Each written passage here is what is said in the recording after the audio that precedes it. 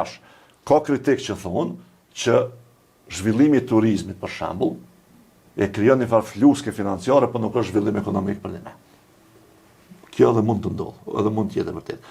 Vetëm se unë mendoj që duhet me pas parasysh që për Shqipërinë gjëja më e lehtë e bëshme për një zhvillim më të hapshëm ka qenë zhvillimi i turizmit së pari. Zhvillimi i turizmit pastaj është zinxhir ekonomik që të sjellë edhe zhvillimet e sektorëve tjerë.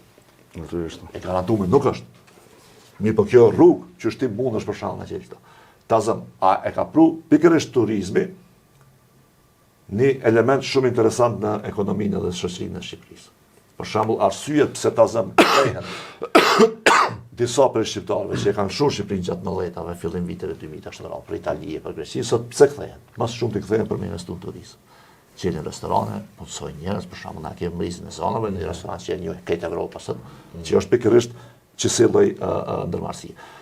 Pra, kjo tregon që kjo ka potencial që jo vetëm me ndal migracionin, po eventualisht edhe me nis mu kthyr shqiptarët në vendet e tyre sepse shohin perspektive ekonomike. Tash, unë nuk jam i thare aty që thonë kjo është veç merite e Tiranës. Natyrisht jo.